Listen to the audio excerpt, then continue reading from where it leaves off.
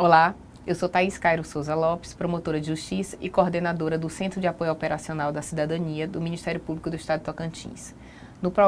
Neste programa, MP Entrevista, produzido pelo CESAF, temos a grata satisfação de termos o doutor José Moraes Lopes, juiz do Tribunal de Contas de Portugal, para tratar de diversos temas ligados aos direitos humanos, notadamente ao combate da corrupção que afeta os direitos humanos, principalmente os direitos fundamentais. Dr. José Moraes Lopes, agradeço a gentileza do senhor estar nesse momento conosco e passo a primeira pergunta, querendo saber a respeito da corrupção e como isto afeta os direitos humanos, os direitos fundamentais.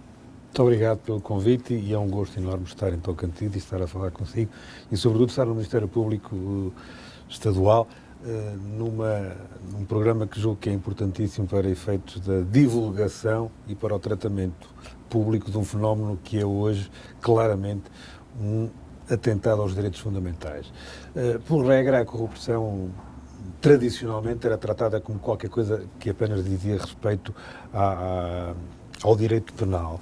Qualquer coisa que estaria, enfim, que não nos passaria ao lado dos cidadãos e seria apenas um fenómeno de meia dúzia de pessoas. Hoje, a doutrina internacional, e infelizmente, constatou que a corrupção é um fenómeno de tal modo grave que atenta contra a boa governação dos Estados e que, por isso mesmo, atenta contra os direitos fundamentais e os direitos sociais de todos os cidadãos. Ultrapassou-se um conceito restrito de corrupção para se tratar, quer a nível dogmático, quer a nível prático e concretamente a nível das instituições que combatem a corrupção e que previnem a corrupção, de uma maneira global que deve, no fundo, perceber que quando se fala de corrupção, fala-se da má governação pública, fala-se da má governação do dinheiro público, fala-se da manipulação do mercado, fala-se dos atentados à concorrência. Portanto, estamos a falar aqui de um conjunto de patologias que são de tal maneira graves, são de tal maneira fortes, têm um impacto tão negativo na sociedade, de um ponto de vista económico, mas sobretudo de um ponto de vista da confiança dos cidadãos na justiça.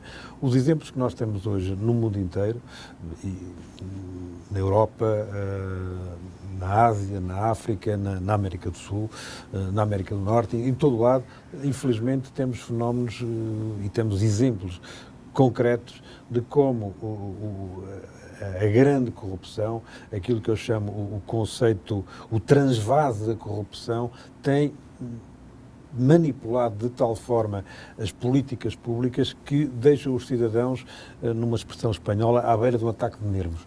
Ou seja, nós hoje temos os países e os cidadãos a rejeitarem exatamente políticas públicas assentes em fenómenos corruptivos. Não vou naturalmente dar exemplos concretos que são conhecidos, mas gostaria apenas de salientar a importância de perceber a corrupção nesta dimensão ampla que vai muito para além daquele fenómenozinho que era conhecido e que era tratado da corrupçãozinha da troca de favores entre uma ou outra pessoa. Não, nós hoje falamos numa dimensão pública, global, transnacional, que manipula e põe em causa todos os direitos sociais e, naturalmente, os direitos fundamentais dos cidadãos.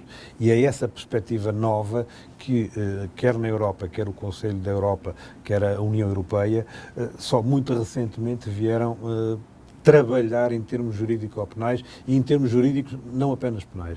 Recordo que só em 2014, por exemplo, a Comissão Europeia estabeleceu um documento que é um documento anticorrupção, é um programa para 3 anos, que começou exatamente em 2014 e vai até 2017 e que vem pretender detectar todos estes problemas relacionados com a corrupção e que minam o Estado de Direito. E é esse que é o problema fundamental da corrupção. Doutor José Moraes Lopes, o senhor nos trouxe essa questão ampliativa da corrupção que acaba atingindo os direitos humanos, não só restrita ao aspecto penal. Mas é impossível eu não perguntar, não lhe questionar, porque eu sei que o senhor esteve na diretoria, né, no escritório anticorrupção da Polícia Judiciária, e o que é que o senhor, qual foi a experiência que o senhor trouxe de lá que justamente atinge os direitos humanos?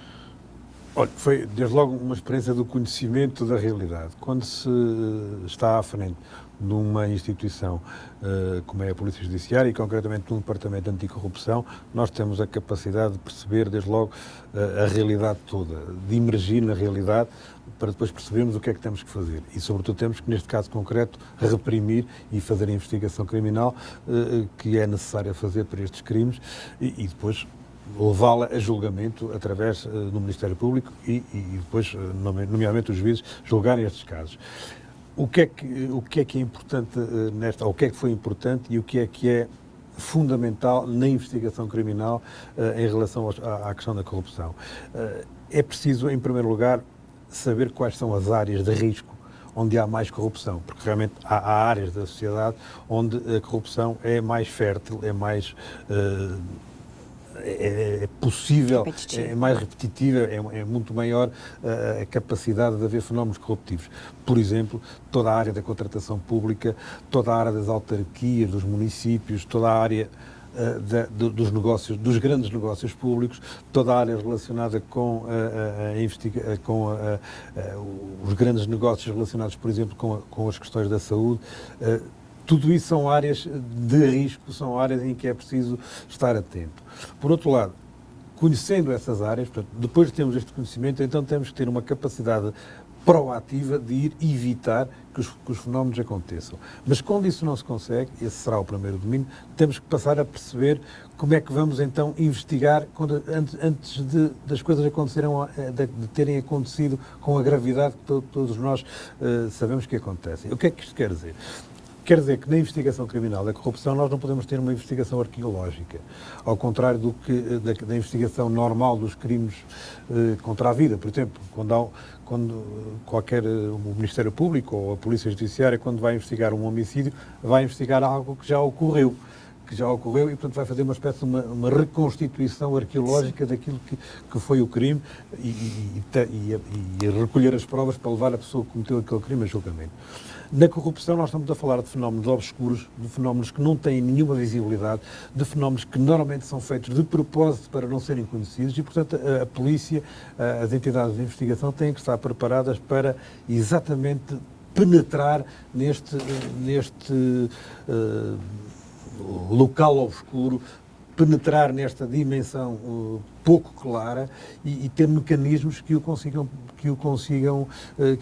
atingir e que consigam ir diretamente ao assunto. Por isso é que as convenções internacionais, quer a Convenção de Mérida, que as Nações Unidas aplicaram, quer as convenções europeias, quer as sul-americanas, permitem hoje meios extraordinários de investigação criminal, meios especiais de investigação criminal, nomeadamente escutas telefónicas, agentes infiltrados, enfim, um conjunto de meios poderosos de investigação que permitem chegar lá. E é isso que se faz em regra na corrupção. Há, hoje em dia, uma outra dimensão, presumo eu, que é fundamental e que tem que ser agilizada, que é a questão da cooperação com as entidades financeiras. Nós hoje não podemos fazer investigação criminal nesta matéria sem termos a informação financeira, sem termos o conhecimento profundo da rota do dinheiro. Porque a corrupção pressupõe exatamente a troca de dinheiro, a movimentação de fundos, e que hoje não são feitos, por regra, através da entrega de notas. Enfim, ainda há algumas situações dessas, mas hoje as coisas não se passam assim. Hoje as coisas passam-se através de transferências eletrónicas, através de offshores, através de engenharias financeiras, através de mecanismos financeiros que muitas vezes estão na margem entre o que é legal e o que é ilegal e, portanto, é cada vez mais difícil perceber como é que isto funciona. E por isso é que toda a capacidade técnica, todo o know-how que deve ser utilizado na investigação criminal desta matéria tem que passar exatamente por uma formação poderosa de quem investiga o crime, porque estamos a falar de crimes que atingem, pelos seus valores, enfim, somas enormes. Eu há pouco referi, há um estudo recente da União Europeia que demonstra que o prejuízo que a corrupção traz, ou que foi detectada no âmbito da União Europeia em 2014, é quase tão grande como o valor do orçamento da União Europeia. Enfim, os números estão de tal forma elevados que não vale a pena referi-los, mas o que se passa é que toda esta manipulação de fundos de tão grande valor afetam brutalmente os cidadãos, porque depois alguém tem que pagar o almoço. E normalmente quem paga o almoço é quem fica prejudicado, por isso somos todos nós. Todos nós. Doutor José Moraes Lopes, o senhor nos contou, acabou de nos relatar, que há essa percepção de que se evoluíram os meios de corrupção, né, e de desvio deste dinheiro de maneira a parecer que de forma legal. E que por isso nós temos que também investigar, né, não só o crime, mas evitar já cada vez um prejuízo maior. Exatamente. O senhor trabalhou com a Polícia Judiciária, mas em relação ao Ministério Público, em Portugal, o Ministério Público tem uma linha de atuação, de trabalho, alguma atribuição específica nesse sentido, alguma coisa que nós brasileiros podemos nos espelhar e trabalhar, já que o senhor sabe que também a corrupção é como o senhor nominou, uma patologia, uma situação quase endêmica, né? E que nós precisamos nos aperfeiçoar e trabalhar para acompanhar esse aperfeiçoamento que o senhor acabou de nos relatar. Então, o senhor teria alguma prática, alguma orientação para nos dar nesse sentido? Olha, eu acho que o Ministério Público em Portugal, enfim, um pouco no Brasil, mas diferentemente, é quem tem a gestão da investigação criminal. É quem tem a capacidade de dizer como é que as coisas se fazem, embora seja a polícia que efetua em concreto. Mas quem desenha toda a gestão da investigação, quem tem o know-how para fazer e para saber como é que se vai fazer, em regra deve ser o Ministério Público. Isso pressupõe uma coisa que eu julgo que é fundamental, que é o conhecimento. O Ministério Público cada vez tem que ter maiores conhecimentos, em primeiro lugar, do problema, em segundo lugar, de como resolver o problema e, em terceiro lugar, de como mostrar à Polícia Judiciária como é que faz a investigação criminal. Portanto, o Ministério Público tem que ter essa enorme capacidade de se formar e de poder depois enfrentar o problema. Ora bem, isto pressupõe, e o que nós temos visto nos últimos anos em Portugal tem dado alguns frutos, basta ver, enfim, nós temos, felizmente, em Portugal, nos últimos 4, 5 anos, ou até menos, há alguma evolução positiva do combate à corrupção, concretamente à grande corrupção. Enfim, nos últimos meses, então, é público que tivemos algumas investigações que atingiram fortemente o núcleo de grande corrupção em relação a algumas situações relacionadas com instituições financeiras, enfim, e com outras matérias. Mas tudo isto se deveu exatamente àquilo que o Ministério Público tentou fazer, foi gestionar e coordenar a gestão e saber e dotar os procuradores da capacidade de perceberem como é que se faz esta investigação. E depois, através dessa matéria, irem, com a colaboração de todas as entidades, concretamente as entidades financeiras, perceberem e irem atacar o nó do problema, irem diretamente à questão essencial, que é os fluxos financeiros.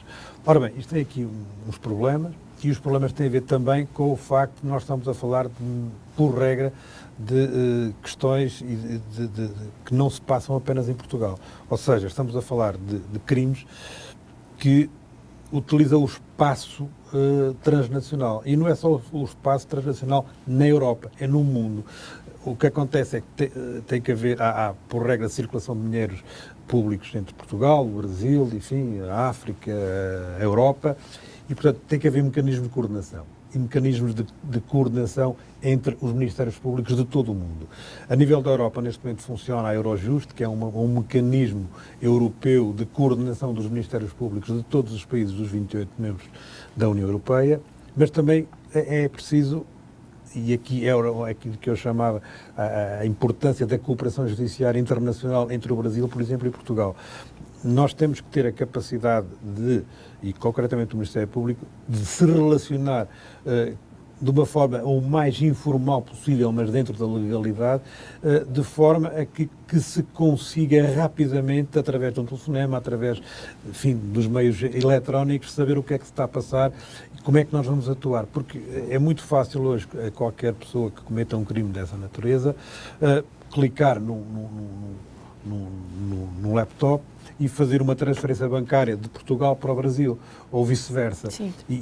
Portanto, é preciso alguém no Brasil que consiga ir controlar isto e barrar isto e apreender este dinheiro. E, portanto, a cooperação internacional foi uma das situações que na Europa se deu um salto qualitativo grande nesta matéria. Julgo que, por isso, é também uma situação em que no futuro terá que haver uma maior coordenação entre o Ministério Público Nacional português e o Ministério Público Federal ou Nacional dos Estados no Brasil. Julgo que isso é fundamental. A cooperação entre os Ministérios Públicos para que se consiga rapidamente chegar ao assunto no fundo, a chave do problema. Doutor, eu poderia conversar com o senhor o resto da tarde, o resto dos dias, mas infelizmente nosso tempo acabou e eu quero agradecer muito a gentileza do senhor ter aceitado o convite para nos falar e nos passar todas essas informações grandiosas para o Ministério Público do Estado de Tocantins. E eu, em nome do Ministério Público do qual eu faço parte, eu lhe agradeço mais uma vez. Muito obrigado, foi um gosto enorme da minha parte estar consigo e estar com o Ministério Público do Estado de Tocantins e, enfim, mais uma vez agradecer o convite que me foi feito e disponibilizar para aquilo que precisarem. Muito obrigado.